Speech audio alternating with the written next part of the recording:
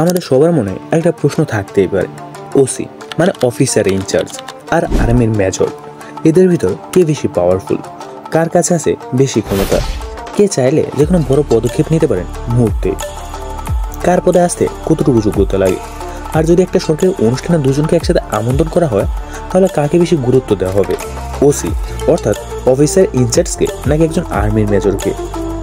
আজকের ভিডিওতে আমরা এইসব প্রশ্নের উত্তর খুঁজব। এমন অনেক তথ্য থাকবে যা হয়তো এর আগে আপনি কখনোই শুনেননি, তাই ভিডিওটি একেবারে শেষ পর্যন্ত দেখবেন, কারণ আজকের আলোচনা হতে যাচ্ছে একদম ভিন্ন রকমের, আকর্ষণীয় এবং তথ্যবহুল। বাংলাদেশের পুলিশের প্রতিটি থানায় মূল দায়িত্ব কর্মরত হলেন ওসি, অফিসার ইনচার্জ। তিনি হলেন সেই ব্যক্তি যার অফিস থেকে শুরু হয় প্রতিটি মামলার আনুষ্ঠানিক যাত্রা। তিনি সেই ব্যক্তি যিনি অপরাধীদের হাতকড়া পরানোর আগে বিচার করে নেন ঘটনা, প্রমাণ, সাক্ষী এবং নীতিমালা। একজন ওসি সাধারণত পুলিশ পরিদর্শক, ইন্সপেক্টর পদে থাকেন, তবে বিশেষ অভিজ্ঞতার ভিত্তিতে কোনো কোনো ক্ষেত্রে সাব ইন্সপেক্টর পর্যায়ে কর্মকর্তাকেও এ দায়িত্ব দেওয়া হয়। তাদের মূল দায়িত্ব কি?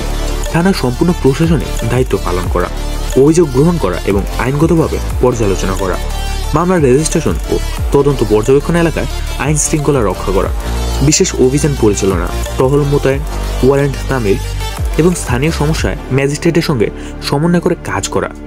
একজন ওসির প্রতিদিনের কাজ শুরু হয় জনসাধারণ অভিযোগ নিয়ে। তার টেবিলে বসে আছে বিচার না পাওয়া অসহায় মানুষরা। তার কলমের একটা আঁচড় বদলে দিতে পারে নিরীহ মানুষের ভাগ্য। এবং আর্মির মেজর, বাংলা সেনাবাহিনীতে একজন মেজর হলেন মাঝের স্তরের কমিশনড অফিসার। এই পদে আসতে হয় কঠিন প্রশিক্ষণ, অনুশাসন এবং ধারাবাহিক দক্ষতার প্রমাণ দিয়ে।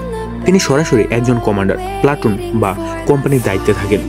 সেনাবাহিনীর কাঠামো অনুযায়ী মেজর পদটি লেফটেন্যান্ট ও ক্যাপ্টেনের উপর এবং লেফটেন্যান্ট কর্নেলের নিচে, অর্থাৎ তিনি সেই অফিসার যার নির্দেশে একটা পুরো ইউনিট চলতে পারে মিশনে।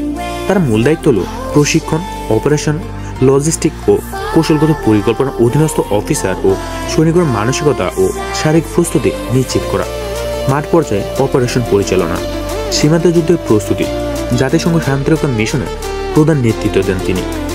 তিনি এমন একজন যার নির্দেশে একটা গুলি ছোড়া যায়, আবার থামিয়ে দেওয়া যায় একটা সংঘর্ষ। তিনি মারে থাকেন ফ্রন্ট লাইনে, বাস্তব যুদ্ধক্ষেত্রে। এখন আসা যাক ক্ষমতা তোলা। ওসি বনাম আর্মির মেজর। ক্ষমতা এবং কৃতিত্বের দিক থেকে কে এগিয়ে আছে? আইনগত কাঠামো অনুযায়ী একজন ওসির কৃতিত্ব সিভিল প্রশাসনের মধ্যে সীমাবদ্ধ। তিনি একজন পুলিশ কর্মকর্তা যার ক্ষমতা থানার আয়তায় প্রযোজ্য এবং আদালত ও ম্যাজিস্ট্রেটের সহায়তায় পরিচালিত। এবং অন্যদিকে একজন আর্মির মেজর সামরিক কাঠামোর মধ্য দিয়ে পরিচালিত হয়। তার সিদ্ধান্ত দ্রুত, নির্ভুল এবং সরাসরি কার্যকর হয়।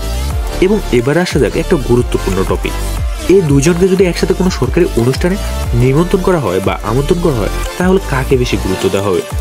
একজন সরকারি অফিসার হিসেবে ওসি স্থানীয়ভাবে খুব প্রভাবশালী, কিন্তু একজন সেনা মেজর যেহেতু কেন্দ্রীয় সামরিক কাঠামোর অংশ, তার সামাজিক মর্যাদা এবং কৌশলগত গুরুত্ব অনেক বেশি। তাই প্রোটোকল অনুযায়ী সেনাবাহিনীর একজন মেজরকে অধিক গুরুত্ব দেওয়া হয়, বিশেষত জাতীয় পর্যায়ের অনুষ্ঠানে। এবং বেতন, সুযোগ সুবিধা এবং পদোন্নতির ক্ষেত্রে কে এগিয়ে আছে? সেনাবাহিনীর মেজরের সুযোগ সুবিধা তুলনামূলকভাবে বেশি। সরকারি বাসা, গাড়ি, মিশন সুবিধা, স্বাস্থ্যসেবা ইত্যাদি। ওসি হিসেবে কাজের চাপ বেশি, তবে সুযোগ সুবিধা তুলনামূলকভাবে কম। যখন দেশে বড় কোনো সংকট আসে, যেমন নির্বাচনকালীন সহিংসতা, বড় দুর্ঘটনা কিংবা জঙ্গলি আক্রমণ, তখন দেখা যায় সেনাবাহিনী ও পুলিশ একসাথে কাজ করছে। এক সময় ওসি ও মেজর দুজন একসাথে নেতৃত্ব দিচ্ছেন, ভিন্ন ইউনিফর্মে, কিন্তু একই দেশের জন্য। তাদের সমন্বয় ছাড়া কোনো দুর্যোগ সফলতা মোকাবিলা করা সম্ভব নয়। সাধারণত বিশেষ দিয়ে পুলিশে ঢুকলে তারা পিসি বা এপিসি পদে ঢুকেন, তবে থানা পর্যায়ে ওসি হতে সাব ইন্সপেক্টর পদে ঢুকে ধাপে ধাপে পদোন্নতি লাগবে এবং অভিজ্ঞতা, প্রশাসনিক দক্ষতা, রিপোর্টিং ও তদন্তে পারদর্শিতা প্রয়োজন পড়ে। এবং আর্মি মেজর হতে হলে কী করতে হবে? সেনাবাহিনীতে অফিসার পদে জয়েন করতে হয়। সাধারণত বিএমএতে 3 বছর ট্রেনিং করতে হয়। তারপর সাব লেফটেন্যান্ট পদ থেকে শুরু করে ক্যাপ্টেন হয়ে পদোন্নতির মাধ্যমে মেজর হতে হয়। এতে শারীরিক ও মানসিক কঠোরতা, কৌশল, প্রমোশন, পরীক্ষায় উত্তীর্ণ হওয়া, অফিসার রিভিউ রিপোর্ট সব বিবেচনা নেয়। অনেকে মনে করেন সেনা মানে সম্মান, কারণ তারা দেশের জন্য জীবন দেন। আবার অনেকে ওসিকে ভয় করেন, কারণ তারা আইনের প্রয়োগ করেন। সত্যি কথা হলো, যেখানে একজন ওসি সমাজের ভিতর নিরাপত্তা নিশ্চিত করেন, সেখানে একজন মেজর দেশের বাইরে সীমান্ত রক্ষা করেন। আমাদের এই প্রশ্নের উত্তর এক কথায় দেওয়া যায় না, তবে এটুকু বলা যায় ওসি এবং মেজর দুজনেই শক্তিশালী, দুজনেই শ্রদ্ধাযোগ্য, কিন্তু তাদের শক্তি আসে বিভিন্ন প্রেক্ষাপট থেকে। ওসি রাস্তায় টহল দিয়ে মানুষদের সুরক্ষা দেন এবং মেজর সীমান্তে অস্ত্র হাতে দাঁড়িয়ে থাকে দেশকে রক্ষা করেন।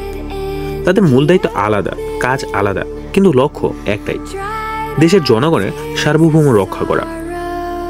ওসি হন বা মেজর, কারো কাজই ছোট নয়। আসুন একে অপরকে সম্মান করি এবং সব মানুষের কৃতজ্ঞতা জানাই যারা প্রতিদিন আমাদের নিরাপত্তা রাখার জন্য কাজ করছেন।